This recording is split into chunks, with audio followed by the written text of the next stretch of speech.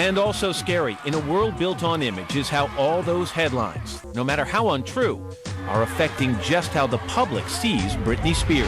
Britney Spears is a person who a lot of people are talking about right now for reasons that concern her health, safety, and overall well-being. Britney was of course the pop princess in the 1990s and 2000s and wowed many with her music. But as she kept growing and getting scanned incessantly by the media, her mind broke and she started to lash out.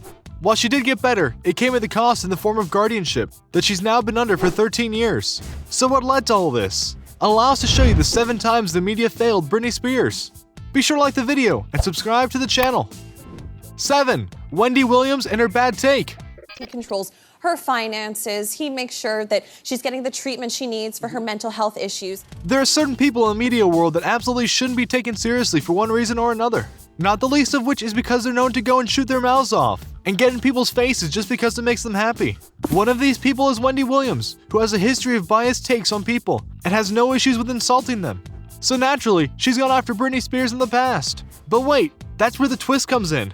Because after the documentary Framing Britney Spears came out, Wendy Williams had some things to say about it, and not good things. In fact, she went, "I learned nothing new about Britney." What's more, despite there being loads of evidence shown in the documentary that her father was using and abusing the guardianship role to his own means and fortune, he gets a lot of money a year for watching over Britney, and has even petitioned to get more of a cut of her profits. Wendy says that he's a good man, and that she needs a guide over her finances. If this was when the guardianship first happened, after Britney's mental breakdown, that wouldn't be a bad take. But it's been 13 years since it happened, and everyone outside of her family that honestly knows Britney says that she's fine, completely sane, and can take care of herself. This is a classic media element of deferring to established powers, versus going and seeing the truth that is right in front of them. Something that's been very prominent in recent years for sure. 6. Family Feud. Lizzie, the hair. Lost a lot of hair. There it is. If you know the game show Family Feud, you know that it's a fun show where contestants are challenged to think of an answer that a group of surveyed people would say to a specific question. Oftentimes the questions are basic, and other times they're about celebrities. Which is the problem in the case of Britney Spears. Because at the time of her mental breakdown, the game show couldn't help but poke fun at her sudden and historic collapse by surveying people with the following question. Name something that Britney Spears has lost in the last year. That alone is a very loaded question that is just begging for the most scandalous answer to be brought forth. Plus, you're asking 100 people to provide answers, and given Britney's reputation at the time, they had no inclination to be kind and hold back. And sure enough, some of the answers were cruel and humiliating. Such as how the number 1 answer was her hair, referring to her bald episode, but the number 2 episode was her mind. This was a double fail because not only was the game show taking advantage of a woman at her lowest point, the host and contestants were seemingly having a lot of fun ribbing Britney. 5. Debating the mental health of Britney in public. She has chronic psychiatric disorders that are going to need management probably her entire life. Look at the world we live in right now, and you're going to see some of the things that are honestly a bit sad. Not the least of which is the fact that everyone has an opinion on everything, which is fine, and is more than happy to go and shove their opinion down someone else's throat, because they feel that it's the facts and that nothing else matters, which is bad. This is why social media is a cesspool at times, because various people use the veil of the internet to go and blast people, and things because they don't like it, and condemn others for not agreeing with them. The sad part is that this very much was prevalent during Britney's mental breakdown and the period after it, mainly because various TV doctors went on air and discovered the state of Britney and supported the parents in their decision for guardianship, and even went so far as to try and diagnose what was wrong with Britney.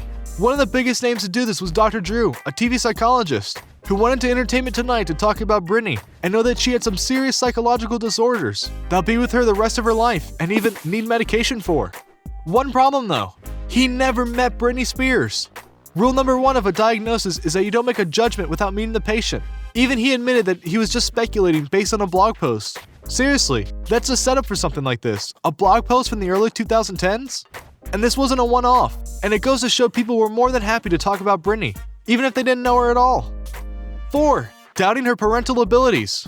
This is probably a very pivotal, difficult time for them, especially because now they can get on the Googler and see what their mom is going through. When someone has a mental condition, regardless of its seriousness, there's always going to be questions about whether they're fit to do certain things. When it came to Britney Spears and her declining mental health, many were curious as to whether she would be able to parenting her children, especially given the stress of her relationship with her then husband, Kevin Federline. This all accumulated in a very awkward and infuriating interview with Matt Lauer.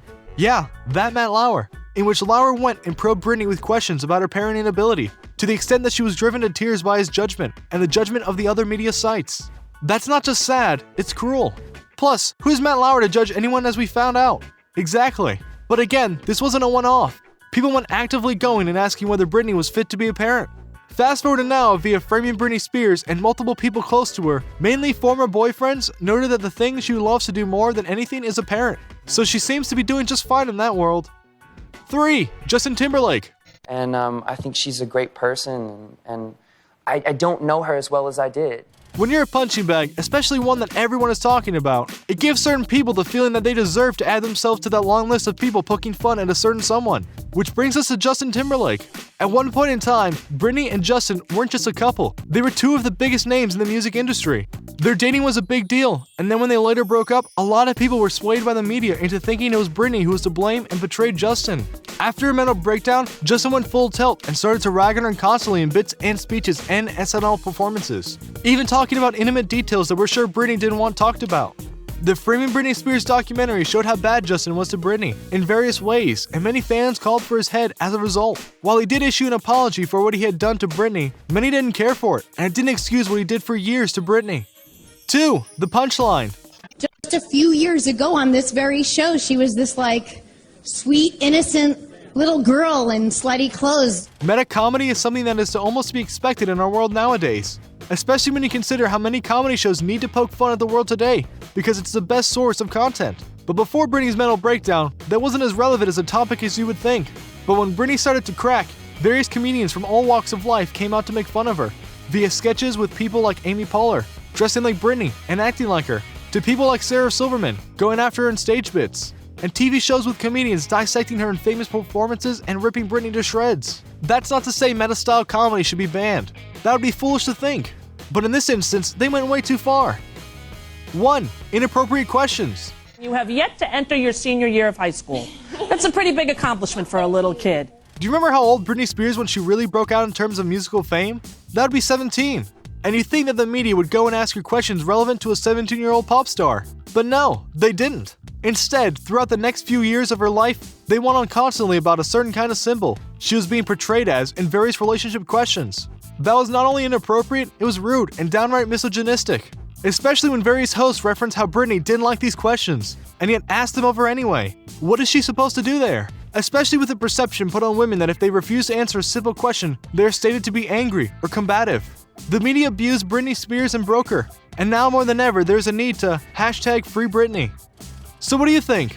What do you think of this look at the times when the media absolutely failed Britney Spears and slowly pushed her to the brink that she's trying to recover from in certain ways? Which times shown make you the most furious in terms of how the media treated Britney? Do you think that they are the main factors in why Britney cracked like she did? Do you hope she's freed from her guardianship soon? Let us know in the comments below. Be sure to subscribe, and we'll see you next time on the channel.